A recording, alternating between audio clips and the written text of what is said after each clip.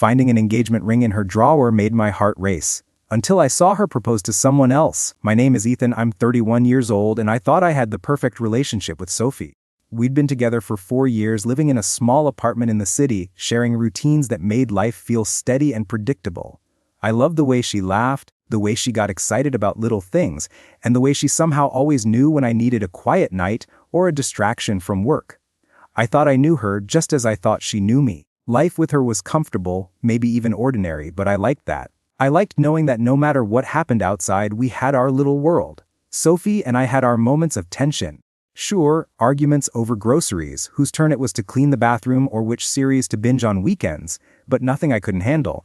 I always prided myself on being a calm, rational person, someone who could talk things through without escalating them. She admired that about me, or at least I thought she did, and I in turn admired her strength and independence. Over time, I felt like we had become an unspoken team, partners who could navigate life's challenges together. That Thursday evening, I came home early from work because I had wrapped up a big project. I was tired but satisfied, and I wanted to surprise Sophie with a small dinner I had cooked, just to show her how much I appreciated her. When I walked into the apartment, the place was unusually quiet, the kind of quiet that made the hairs on the back of my neck stand up. She was never still when I got home. Usually, she was dancing around the kitchen or playing music. But tonight, the apartment was empty except for the soft hum of the refrigerator. I set the dinner on the table and called out for her. No response.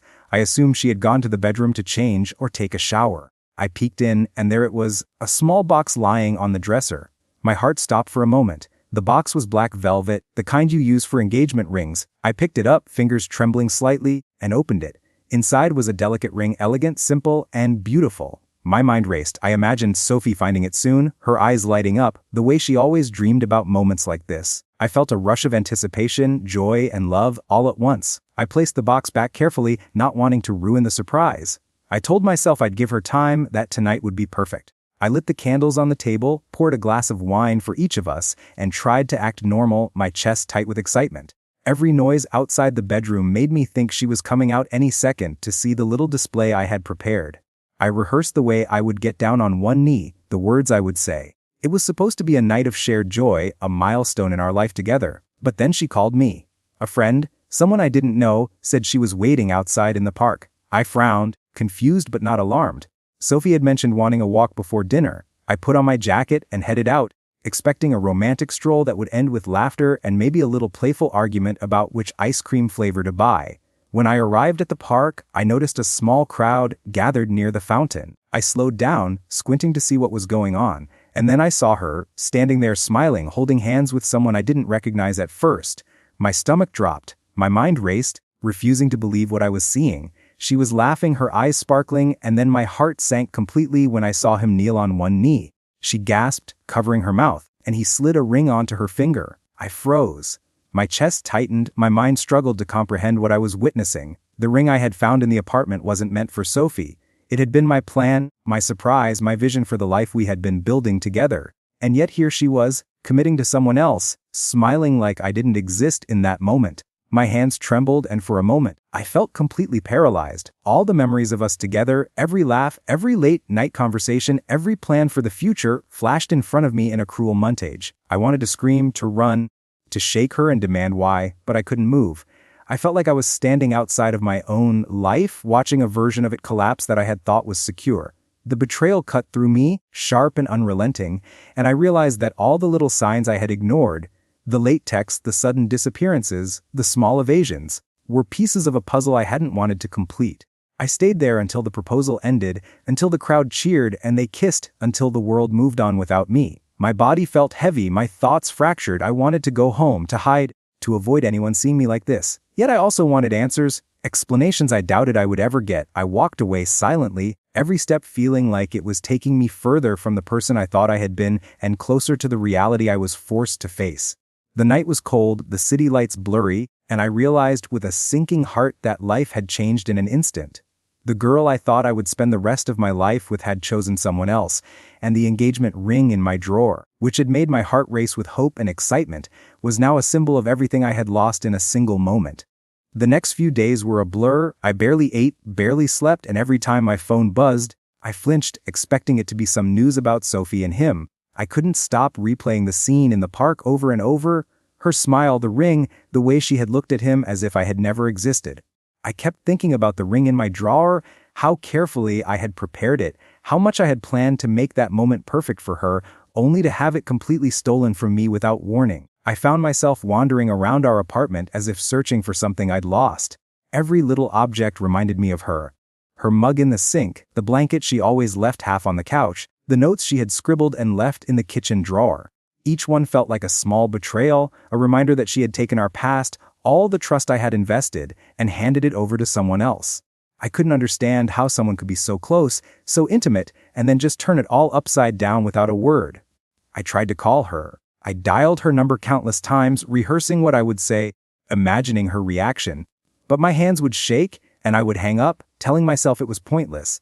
Every time I thought about confronting her, the image of her kneeling for someone else played in my mind, freezing me in place.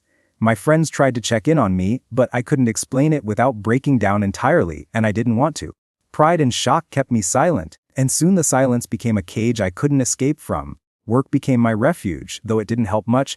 I buried myself in projects, meetings, and deadlines, trying to replace the pain with productivity. But even there, Sophie's absence lingered. I would see couples walking together, laughing, and my chest would tighten. Every little thing reminded me of what I had lost, and I felt both anger and grief at the same time.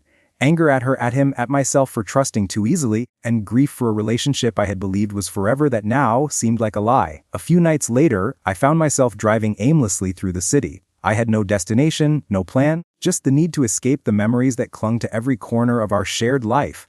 I ended up at a quiet park near the river, one we used to walk through together. I sat on a bench, staring at the water, trying to make sense of everything. How could someone I loved so completely just choose another person?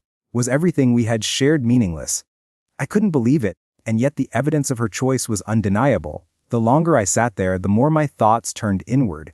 I began to question everything about myself, why I hadn't seen the signs, why I had been so sure, why I had allowed myself to imagine a life that didn't exist. It wasn't just anger or heartbreak, it was a deep, gnawing sense of failure, as if I had failed to protect myself from being blindsided by the person I trusted most. Every happy memory was now tinged with bitterness, every smile we had shared now shadowed by betrayal. Eventually, I realized I couldn't stay in that state forever. I had to confront the situation somehow, even if it meant facing Sophie directly. I needed answers, closure, or at least some recognition of what I was feeling. I reached for my phone again, hesitating as my thumb hovered over her contact. Finally, I sent a single message, short and calm, "Can we talk?" The reply came almost immediately. She said yes, but she wanted to meet at a cafe across town. I agreed, trying to mask the storm raging inside me. When I arrived, I saw her sitting at a table, calm, serene, and smiling in a way that made my stomach twist. She didn't look guilty or nervous, just happy, as if nothing had happened. I felt a surge of rage and disbelief. How could she look like that after what I had witnessed? I sat down, trying to keep my voice steady as I asked why. Why had she done this? Why had she hidden it from me until the last moment? She looked at me, blinking slowly like she hadn't expected this question, and then she said something I didn't expect. She had felt uncertain about us for months, she had met someone else, and she didn't know how to tell me. She claimed she hadn't wanted to hurt me, that she had planned to talk eventually, but things had moved faster than she imagined. Her words felt like knives.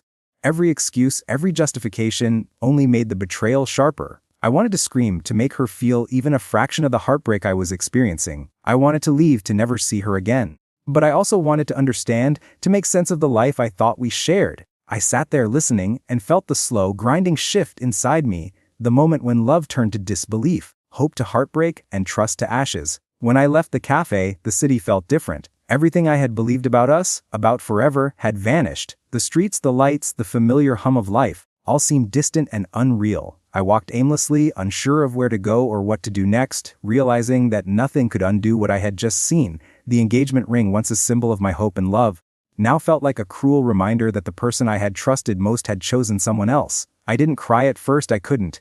I just kept walking, the city noise muffled by my own thoughts. Eventually, when I finally reached the river, I sat down on the edge of the dock, letting the cool wind hit my face, and allowed myself to feel the full weight of it.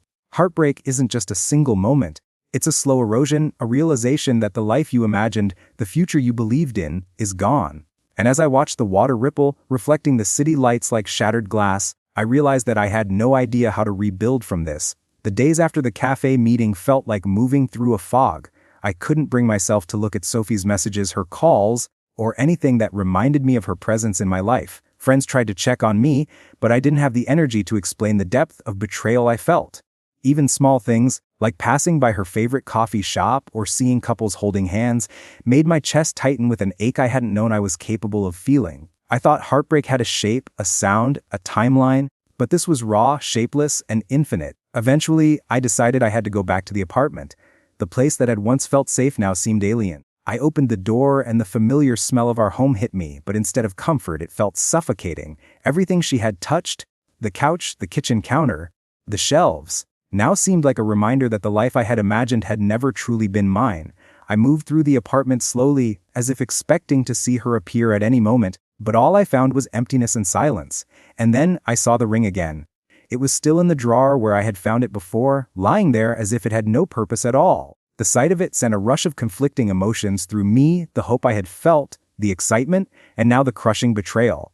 I picked it up, turning it over in my hand, and thought about all the plans I had made, all the conversations I had imagined having with her about marriage, about our future.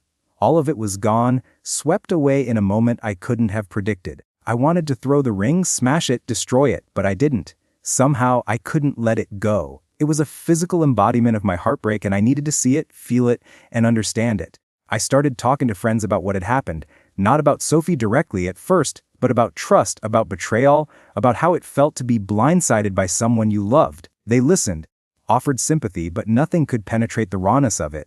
I felt like I was shouting into a void, like the world had continued on without noticing that my life had been upended in an instant. I tried running, throwing myself into work, and even taking long walks at night to clear my mind, but the image of her proposal kept returning unbidden, haunting every thought. I remember one night, walking along the river where we used to sit together, staring at the reflections of the city lights on the water, feeling like I had been erased from a story I thought I was writing with her. I wanted to scream at the sky, at the universe, at her, to demand why this had happened, why someone I loved and trusted so completely could turn and give her heart to another person. My chest hurt, my mind spun, and for the first time, I questioned everything about myself. Was I too naive, too trusting, too willing to believe in something that didn't exist? The answers didn't come. All I could feel was the ache of absence, the emptiness of being replaced. Weeks went by. Slowly, I started to accept that some things couldn't be fixed. Sophie had made her choice. Her life, her happiness, her engagement with another person,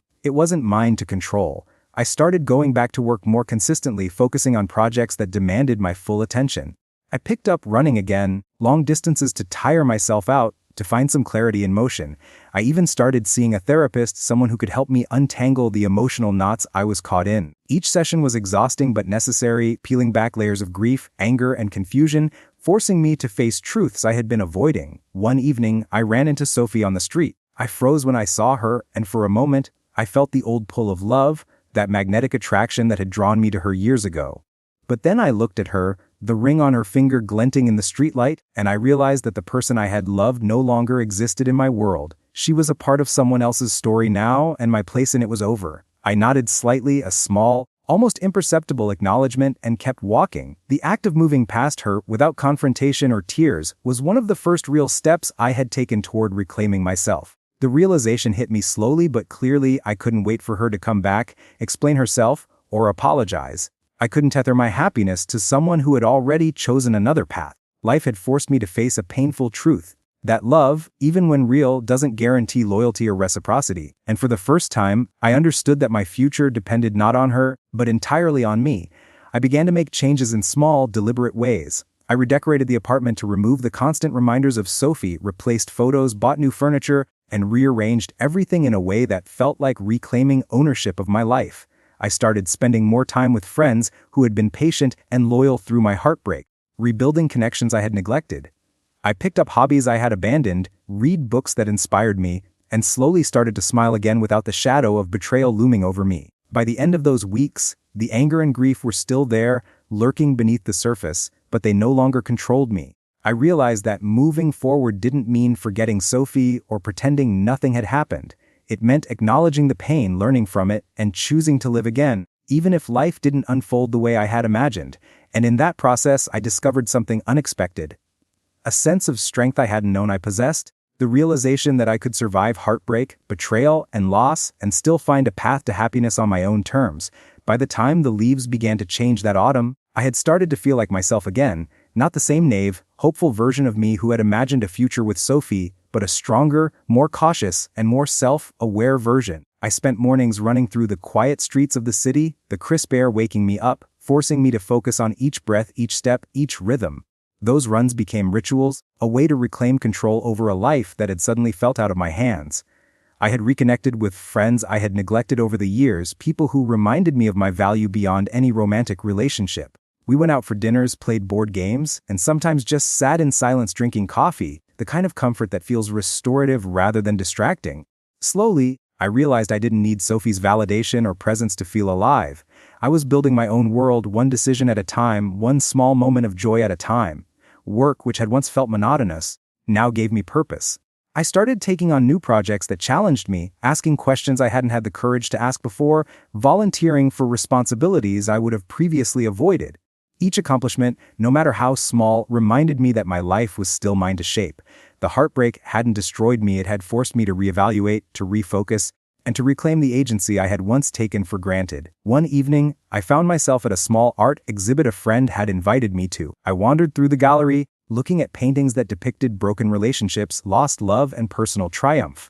Some of them made me ache, others made me smile, recognizing pieces of myself in the strokes of color and light. I realized that life is messy, unpredictable, and sometimes cruel, but also that resilience is possible, that growth can arise from heartbreak. I could survive this, and more than that, I could thrive. I had a conversation with my therapist one afternoon that finally crystallized everything I had been feeling. She asked me what I wanted for my future, what kind of life I imagined now that Sophie was no longer in it. I paused, thinking deeply. I realized I didn't want revenge. I didn't even want answers anymore. I wanted freedom. Freedom to love myself first, to pursue the things I had put on hold, to stop tethering my happiness to someone who had chosen another path. And with that, I began making plans that centered on me, travel I had postponed, courses I wanted to take, friendships I wanted to deepen. Then one day, unexpectedly, I ran into Sophie again. This time, there was no awkwardness or tension in the air because I had moved past needing her explanation. She smiled and I nodded, acknowledging her presence but not letting it affect my equilibrium. I realized that I no longer felt the sharp sting of betrayal. I felt a distant sadness, like a scar that reminded me of the pain, but also of the strength I had gained. I could let her exist in the world without it harming me. I began dating again, tentatively at first. Each date was awkward, uncertain, but also exciting. I realized I had spent so much time focused on the fantasy of one person that I had almost forgotten how to meet people without the weight of expectation. Slowly, I allowed myself to open up, to laugh, to feel curiosity and attraction again. Each experience reminded me that life moves forward and that heartbreak, while devastating, is not the end of the story. Months later, I was at a dinner with friends when someone asked me if I had ever imagined I would be single at 31. I smiled, thinking about everything that had happened over the past year. I told them no, but added that life has a way of surprising you, sometimes in painful ways, sometimes in ways that ultimately lead to growth. I realized that the ring I had found in my drawer, the moment I saw Sophie propose to someone else, and all the nights I spent questioning my worth had taught me lessons I might never have learned otherwise. By winter, I had fully reclaimed my apartment, my routines, and my emotional stability. I still thought about Sophie occasionally, but those thoughts no longer carried heartbreak or longing. They were memories, reminders of a chapter I had closed. The life I was building now was grounded in reality, not imagination. I had learned the importance of boundaries, the danger of assuming loyalty is guaranteed, and the strength that comes from choosing yourself first. As I sat by the window one evening, sipping coffee and watching the snow fall gently over the city, I reflected on the year I had survived. I had been blindsided by someone I loved, devastated by a future I had pictured that would never be mine. And yet, here I was, intact, stronger, wiser, and moving forward. Heartbreak had not destroyed me. It had shaped me. I realized that love is unpredictable, sometimes cruel, but resilience is within you if you choose to see it, embrace it, and act on it. The engagement ring, once a symbol of hope and betrayal, now rested in a small box on my dresser. A reminder not of loss but of survival. I had learned to live with the memory without letting it dictate my future. I had survived the impossible shock of seeing the person I loved commit to someone else, and I had emerged with my dignity, my strength, and the knowledge that my happiness was mine to claim. I understood finally that life doesn't stop when love ends. It evolves. And in that evolution I found myself again whole and ready to embrace whatever came next.